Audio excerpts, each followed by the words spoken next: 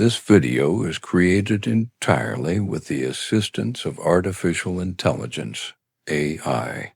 All scripts, narration, visuals, and/or background music were generated using AI tools.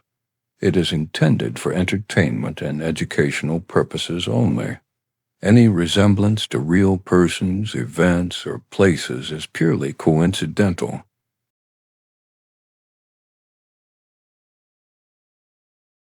He was Rome's second emperor, the man who inherited the greatest empire the world had ever seen. A man of immense talent, yet haunted by shadows, resentment, and suspicion. To some, he was a tyrant, to others a victim of his own times. This is the story of Tiberius, Rome's reluctant emperor. Part 1. Early Life and Family Drama. Tiberius Claudius Nero was born in 42 BC into one of Rome's oldest patrician families, the Claudi. His father was a staunch supporter of Julius Caesar's assassins, and when young Tiberius was just a child, he was forced into exile as civil war consumed the Republic. After years in hiding, Tiberius returned to Rome under the new master of the world, Augustus. Though Augustus brought stability, he also demanded loyalty and sacrifice from all who served him. For Tiberius, this meant the beginning of a life shaped not by choice, but by duty. Tiberius married Vipsania, the daughter of Augustus's loyal general Agrippa. By all accounts, he loved her deeply. But when Agrippa died, Augustus forced Tiberius to divorce Vipsania and marry his own daughter, Julia. It was a political arrangement, but it shattered Tiberius's happiness.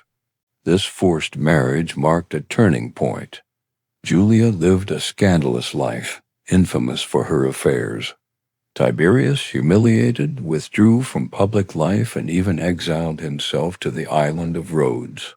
It was here that he spent years in isolation, brooding, uncertain if he would ever return to power.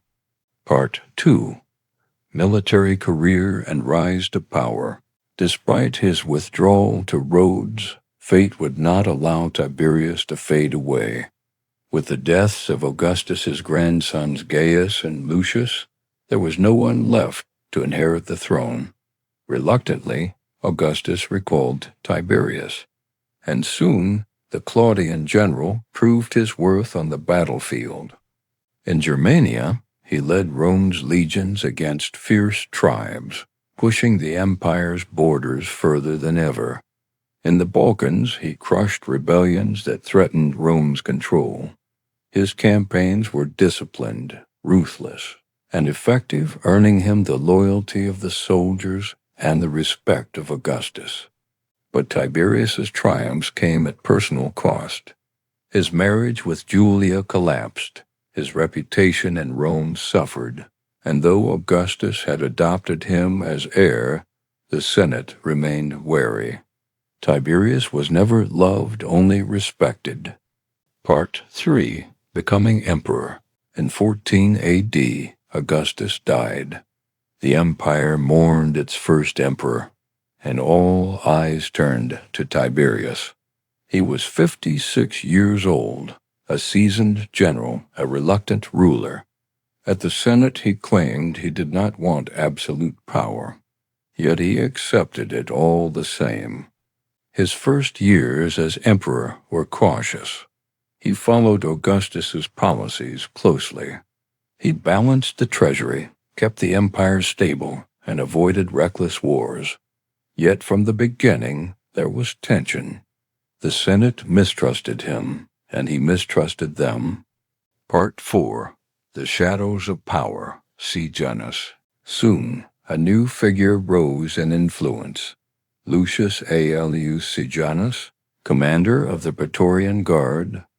Ambitious, cunning, and ruthless, Sejanus gained Tiberius's trust.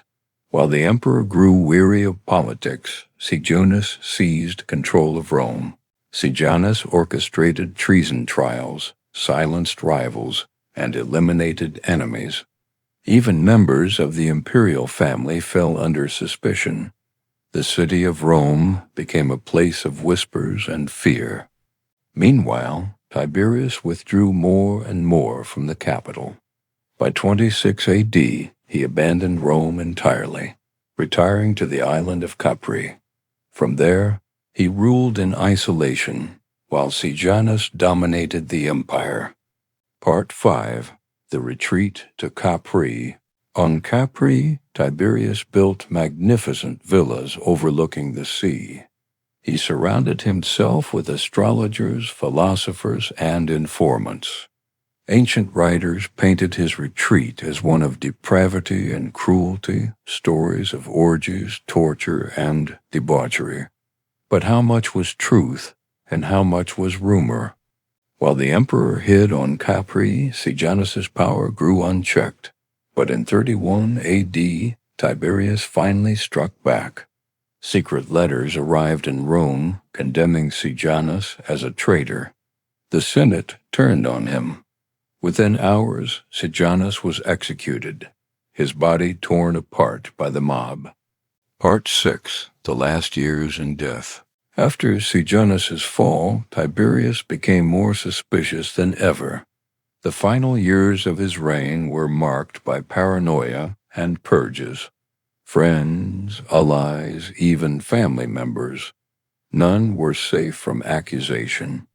In 37 AD, Tiberius fell ill at the age of 77.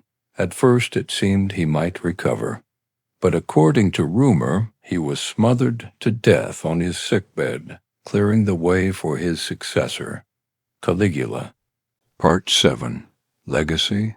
Tiberius ruled for 23 years, longer than many emperors who followed. He left Rome stable, its borders secure, and its treasury full. Yet he is remembered not as a great leader, but as a bitter recluse, overshadowed by rumors of cruelty. Was he a tyrant, a victim of hostile historians, or simply a man never meant to rule? The truth of Tiberius lies somewhere in between, a reluctant emperor who carried the empire forward, but never carried the hearts of his people.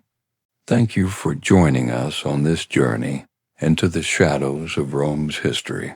If you enjoyed this documentary, don't forget to like, share, and subscribe for more stories from the ancient world. Until next time, farewell.